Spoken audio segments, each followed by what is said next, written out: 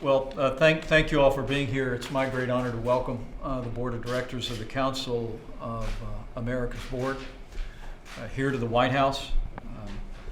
We'll be discussing the priority of the Western Hemisphere for this administration. It is a priority that was reflected in my travels last year when President Trump directed me to travel through South America. Our administration has been engaged on security issues, on economic issues, on advancing freedom across our hemisphere, and will continue to be.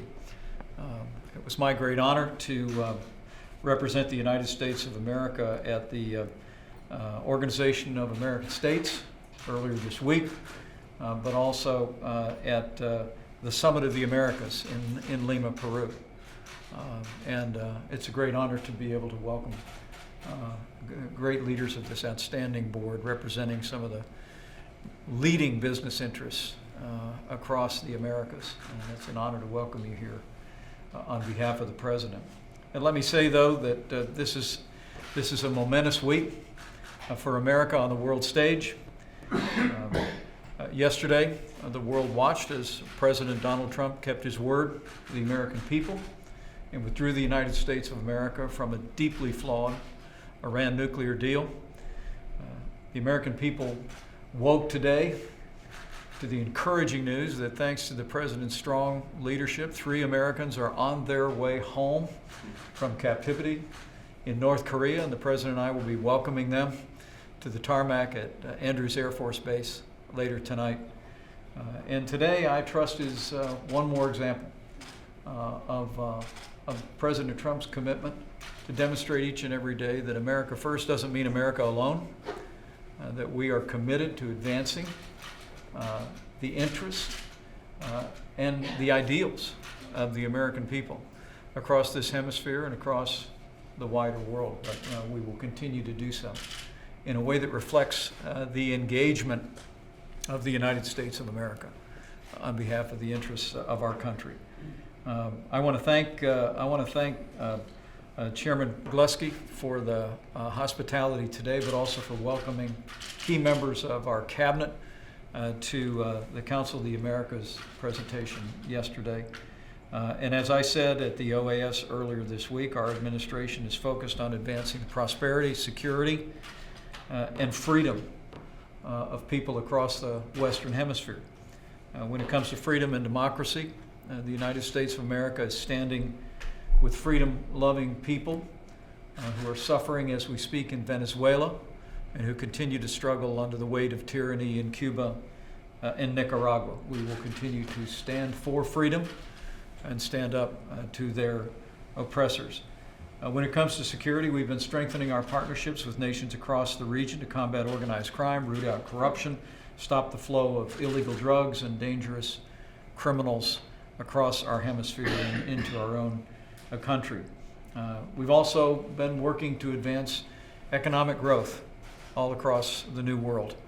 And the business leaders gathered here give evidence of that. The partnership between the American people, it's extraordinary to think that the United States is the top trading partner for this hemisphere. We are by far the single largest source of foreign direct investment in the region, and President Trump and I remain committed to finding ways that we can forge even more successful, more prosperous, more free and fair trade relationships across this hemisphere.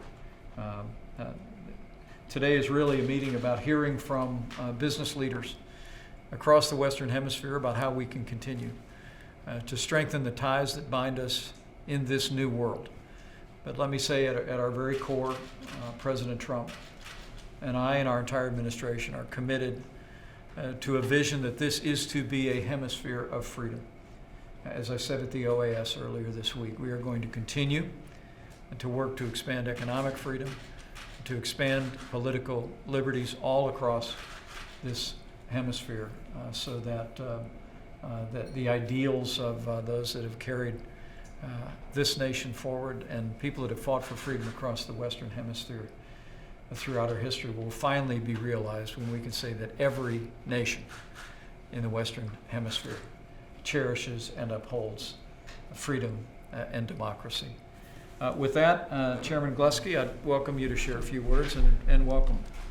Thank you very much, Mr. Vice President, and thank you very much for hosting this luncheon. The Council of America is an organization that for 50 years has been promoting understanding among the countries of this hemisphere, from Canada down to Tierra del Fuego. We very much are aligned with spreading, let's say, the ideas of freedom on an individual level, freedom from the countries, better relations, better commercial relations as well. So on behalf of everyone in the Council of the Americas, I want to thank you for your personal leadership, coming to the Summit of the Americas, for the great participation we had in our conference over the last couple of days. So thank you very much, and I'd like to pass the word to Susan Siegel.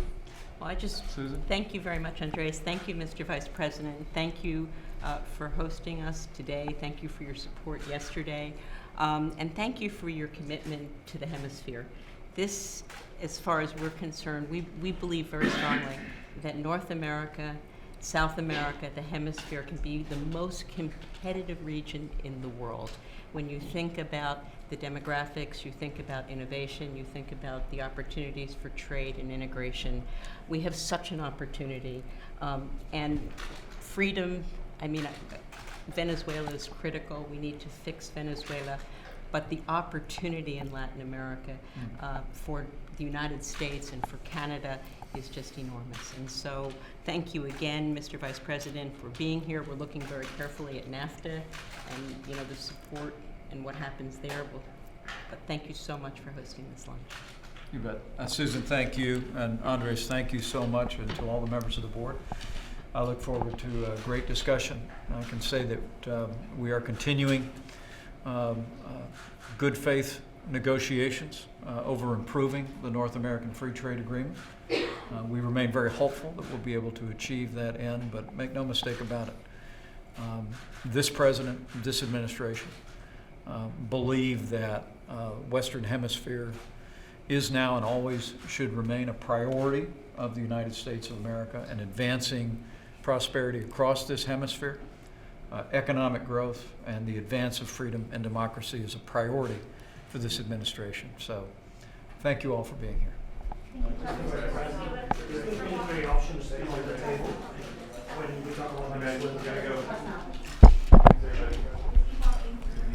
The United States of America will not stand idly by while Venezuela crumbles into dictatorship and oppression. As I said at the Organization of the American States, we are calling on the Maduro regime to restore democratic institutions, to set aside this sham election that is approaching in the coming days, to restore democracy in their country, and to open their nation to humanitarian aid. When my wife and I traveled through the region a year ago, we met with a handful of some of the 2 million people who have fled their home country of Venezuela because of deprivation and starvation and hospitals not having basic medical needs. President Trump is absolutely committed to doing what is necessary, working with our allies in this region to restore democracy in Venezuela, and will remain focused on that. Mr. Vice President, the administration seems to be very committed in helping countries such as Venezuela, Nicaragua,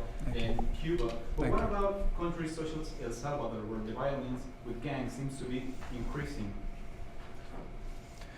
Last year, our administration hosted a conference in Miami on just the issue of the Northern Triangle. And we brought together nations from across the hemisphere to find ways that we can focus new resources on restoring security, restoring stability, and ultimately economic growth in the Northern Triangle. It remains an enormously important priority for us. Obviously, corruption and crime drives transcontinental migration as well. And so make no mistake about it, beginning with the conference last year, we're continuing to work in very close concert with allies across the region to, again, advance the principles of